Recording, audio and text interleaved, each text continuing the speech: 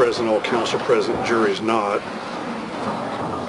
Okay, before we have the jury come in, I wanted to give the defense any other opportunity to present argument on or authority on the policy and procedures issue. Thank you, Your Honor. We'd like to address the cases that the state was citing. I'd like to distinguish at this time Lozano, which actually cites to Pitts, the other case that was cited by the state. Those courts found error admitting police policy procedure where the defendant's conduct was contrary to departmental guidelines.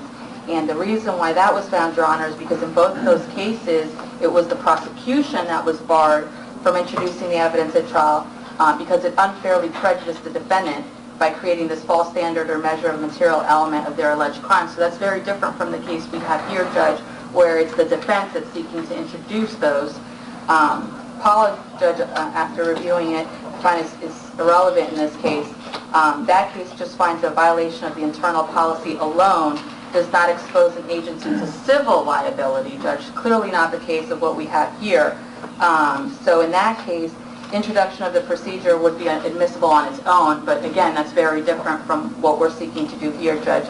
Here we're seeking to admit the policies and procedures for impeachment purposes, and Judge, I would refer to Earhart section 608.6, and generally, Judge, as you know, extrinsic evidence is contrary to facts which a witness has testified is admissible to impeach the credibility of the witness. So based on those contradictions, we would be seeking to introduce it for impeachment under that section, as well as citing Florida statute section 96085, Judge, evidence part, which states that any party may attack the credibility of a witness by proof from another witness that material facts are not as testified to by the witness being impeached. Extrinsic evidence that is contrary to a fact to which a witness is testified is admissible to impeach the credibility of the witness. That's what we're seeking to do here, Judge, and cite to Makowitz, and that's spelled M-A-C-K-I-E-W-I-C-Z. It's a long one, Judge. You got that? Okay, versus State, 114 Southern 2nd, 684, and that's a Florida Supreme Court, 1959.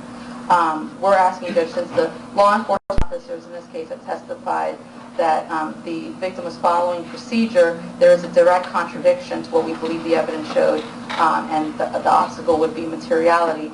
I could not find, Judge, an on-point case where the defense was seeking to introduce policies and procedures as part of their case, but I feel that under both the admission for impeachment and the case law, Makowitz cited that the policies and procedures are admissible and should be allowed in.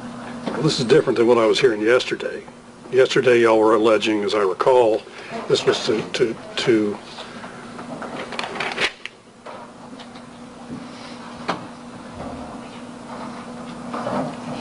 may not be quoting it exactly, but lack of premeditation and that type of thing. Now y'all are asserting this is being presented to impeach a witness. Is that right? That's right, Your Honor. We did go back as the court directed us to and did research the issue and to find our own case law on it, and this is what the case law said, and this is what we're going in on, admissibility as admission for impeachment. Which witnesses do you? The law enforcement officers that testified about policies and procedures, Your Honor. Which one specifically, though? Yes, sir. Give me 1 second. I have that list. I believe it was Wentz, Dietrich, Bennett,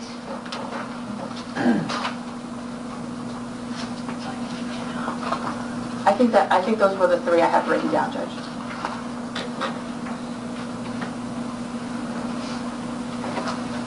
Okay. Mr. Packardall, any other comment on this? Yes, sir. So I guess my first question would be, if that's the purpose for which they wanted to use it, when those witnesses were on the stand and made those statements, why were they not confronted with that? That is given, say, you're familiar with your policies and procedures. You said he complied. Why didn't he do X, Y, and Z? X, Y, and Z is also missing from the equation because they're not telling us. Again, they gave you 17 pages of policies and procedures, 2 separate manuals within, or sections within the Sheriff's Office Procedures and Operations Manual. They're free. Wentz is outside. Call Wentz, put him on the stand, and go ahead and impeach him. I guess I got to tell them how to do it, but that's kind of how I would do it. They didn't ask him. So they can't now offer into evidence an entire 17-page document and let the jury speculate as to what was or was not done correctly. So I would assume if they call one law enforcement officer and go directly to the manual and say, isn't such and such your policy? And he says yes, then that would accomplish the task. But offering the manual in again, in its totality, it's first of all, it's irrelevant. Second of all, it's 9403 irrelevant. You and I are sitting here trying to figure out why are they doing this, which means it's confusing. And if it's confusing to us, what's it going to be to the jury? And that's by definition why it would be inadmissible under 9403. So, again, I object to the entire manual. Now, I might add, well, I'll leave it at that. That's my position. All right. Ms. Miranda, any other comment? Judge, this is how we choose to present our case, Your Honor. That's a choice that's given to us, and we, for strategy reasons, choose to do it this way. I believe we can narrow it down if the court does find that it is admissible to the sections that we feel are the ones that directly point to the inconsistency with the state's witness's testimony. That's our position, Judge. Okay. And if I could just be, yes. I thought that's what we talked about doing yesterday, narrowing it down. I don't know what they're going to have. Again, in the end, I might just agree to it, get this matter over and get rolling. So, but here we are faced with 17 pages, and we're left guessing what it is they think is inconsistent. So, it's. All right. Ms. Miranda, do you have the Supreme Court case there handy, or? Your Honor, I'm sorry, it appears I grabbed the wrong case from the printer. I can have it brought over in minutes. Okay, that's all right. Well, let me do this. Y'all have a witness. There's a witness y'all wish to call this morning, I understand? Or no? Yeah. Just a records custodian, Judge. We're not calling our expert witness. Okay, is it a record custodian relative to these procedures? Okay, all right, okay, just bear with me just a minute.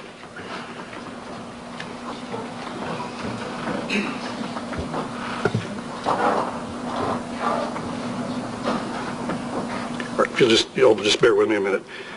Regarding these policy and procedure documents, as referenced yesterday, this court has read both of them in their entirety and the submitted case law, heard both the state and defense arguments that were made yesterday.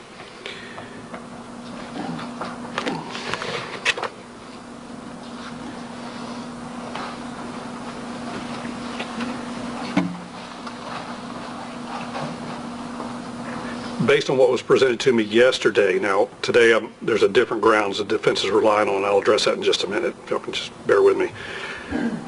What I was presented yesterday, I found these documents not sufficiently relevant or material to admit into evidence. In other words, they don't prove or disprove a fact which is of consequence to the outcome of this particular case. And rely on Wright versus State, 19 Southern 3rd, 277, a 2009 Supreme Court decision, Florida Supreme Court.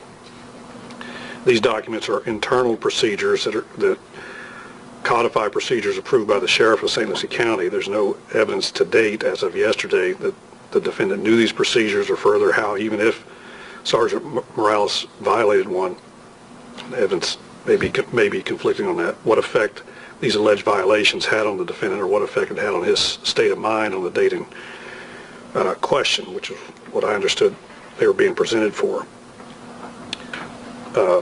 In researching this, Parker versus State, 570 Southern 2nd, 1048 out of the 1st District. Now the facts are a little bit different in that case, I acknowledge. Well, they're a lot different.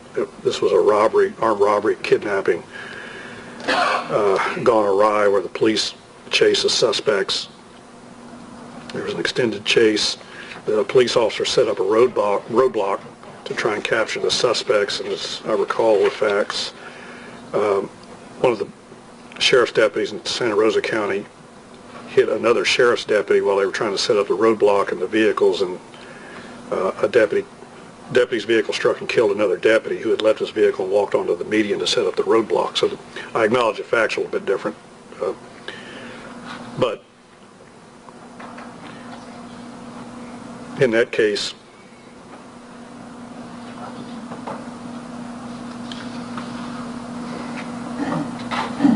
the trial court granted a motion in limine filed by the state which prohibited the defense from introducing evidence, commenting on or arguing the negligence, if any, of Officer Larry Matroni and the contributory negligence of Deputy Don Cook in the manner in which he set up the roadblock.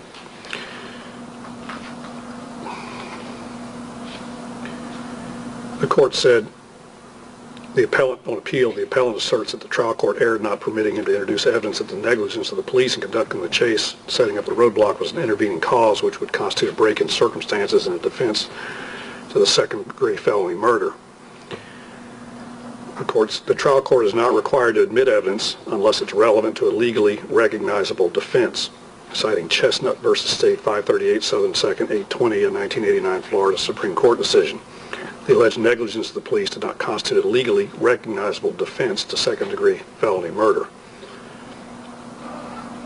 The court went on to say, where there's a clear causal relationship between the felony and death or inherently dangerous circumstances created by the felony, negligent acts of innocent parties will not act as a defense to second-degree felony murder.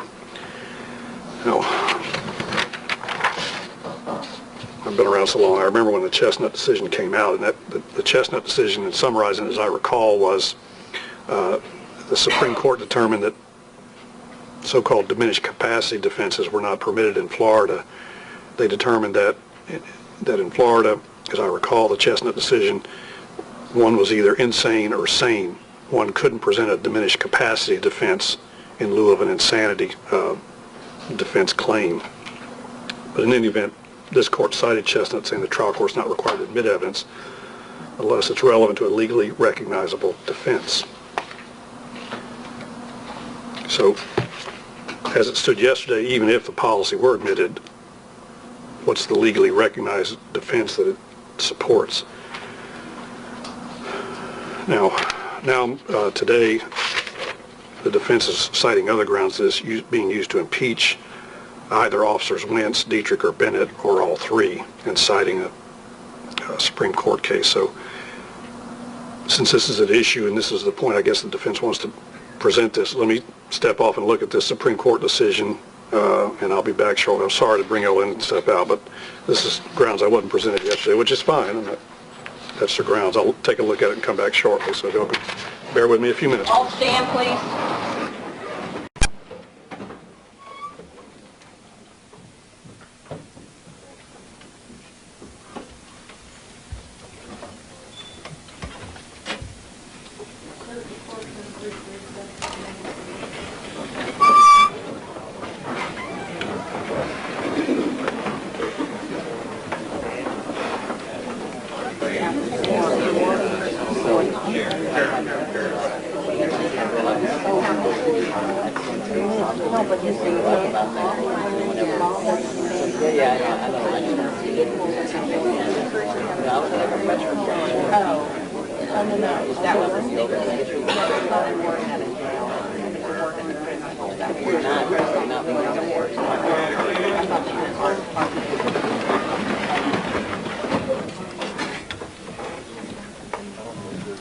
Circuit Court is back in session. You may be seated.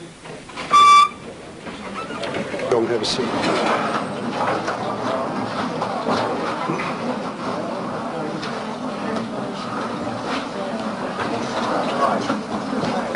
Mr. Tisdale's present, all counsel present, jury's outside the courtroom.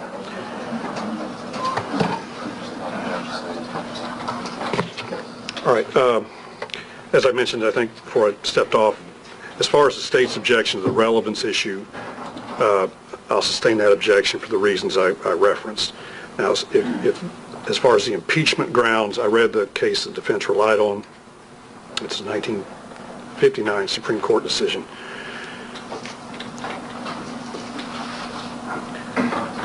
If the defense seeks to use these documents for impeachment purposes, I will permit, as I think I'm obligated to, permit the defense to call a witness into court to impeach their testimony with a specific relevant portion of a policy or procedure guideline that directly impeaches or contradicts a witness's testimony.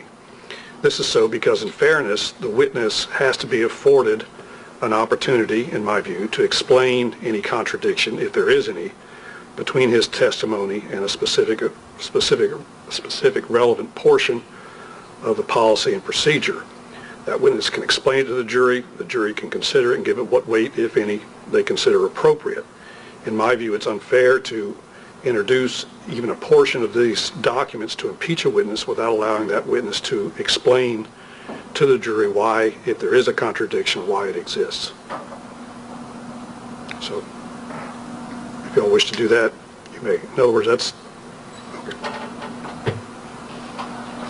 Now, let's do it while we're all here. If y'all wish to do that, determine what the specific portion is that y'all seek to introduce to impeach a witness's testimony.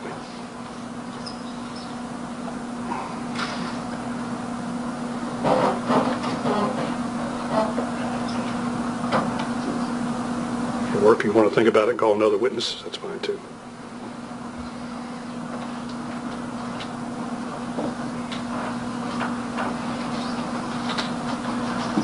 Judge, just to clarify, you're saying that we're not allowed to admit the written sections into evidence?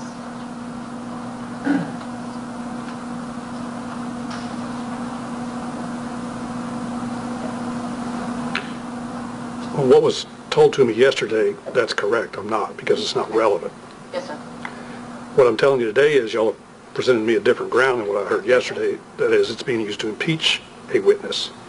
If it's used to impeach a witness, it can be used for that purpose. To impeach a witness's testimony, it has to be done properly. That is, in my view, the witness has to be called into court, presented with the alleged contradiction or impeachment material, and allow that witness to explain to the jury the contradiction, if any, between his in-court testimony and the materials used to impeach him.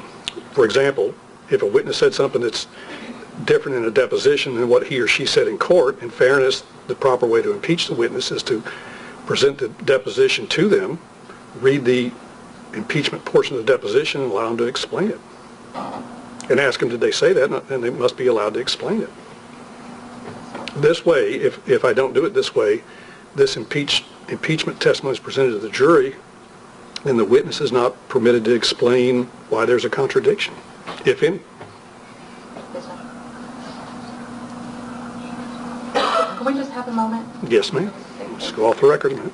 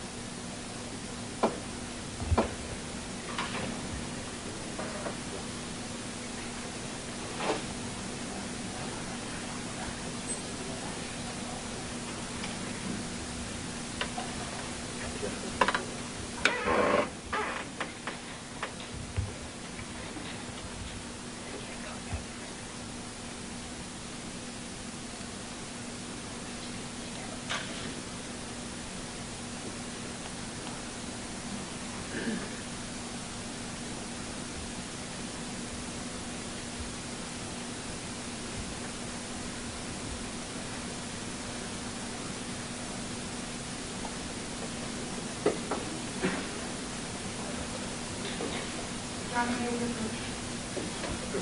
the record, all counsel present, defendants present, jury's outside the courtroom. It's just easier.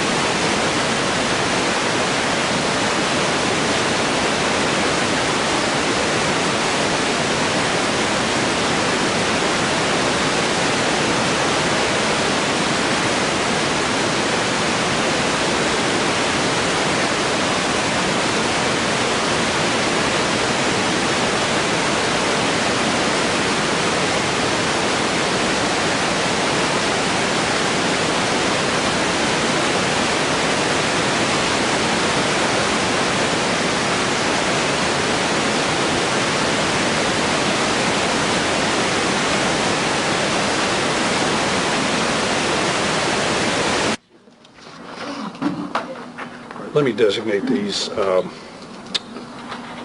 guess they would be defense exhibits, whatever the next defense exhibits are. So.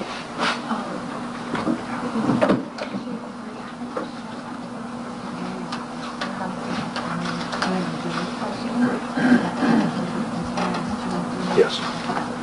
For the record, the general order designated 20.04 will be designated as defense exhibit 2, right? 2, the other general order designated 20.05 will be designated as defense 3 for identification, so the record's clear and we know which ones we're talking about. Okay, if y'all want to take a minute to take a look at it and see which portions you wish to use to impeach so we can put that in the record. Yes, Your Honor. Thank you, sir. Whenever you're ready, just let me know. Yes, sir.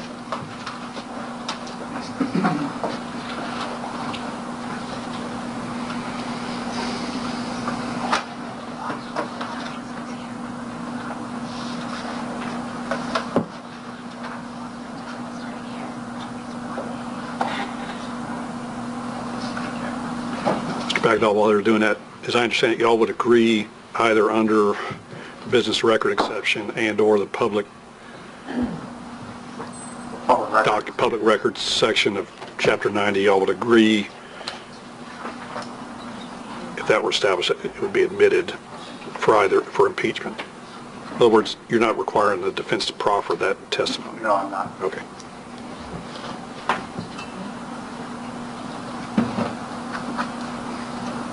We'll just go off the record. Y'all just let me know when you're ready, please.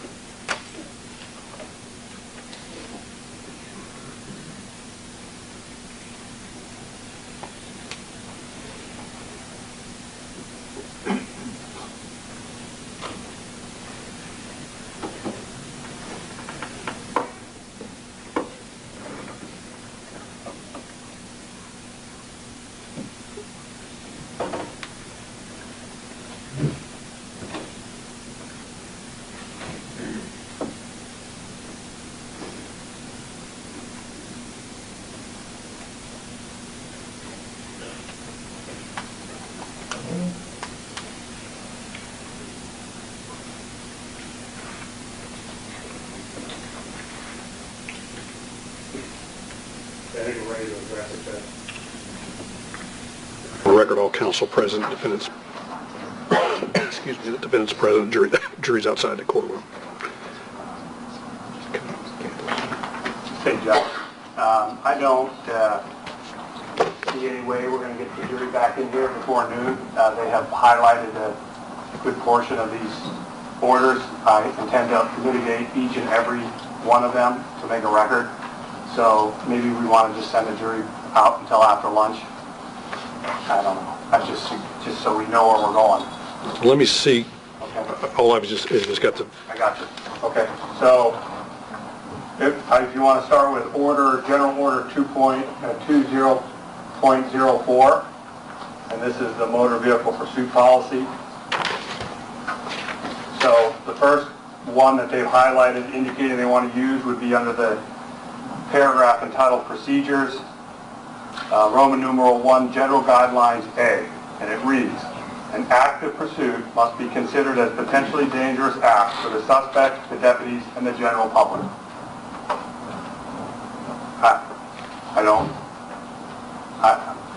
That's not relevant, and I don't think it impeaches anything that Detective Wentz or any of the other officers said. It's a statement of guideline or policy that pursuits are dangerous. Yeah, that's probably true. So I guess if we can get what their position is on, we're going to have to go through these one at a time. So I think we'll just do that one and just keep going. all right, well, before we get, I mean, I don't mind proffering all this. And it takes as long as it takes. I just don't want the jury sitting back there while we're doing, and this is something we can do on our own. Did the defense want to take a break and speak with Mr. Tisdale? Yes. Okay, let's get that out of the way. This thing we can do on our own. We'll just go off the record. When y'all are ready, let me know, please. Colonel, you up on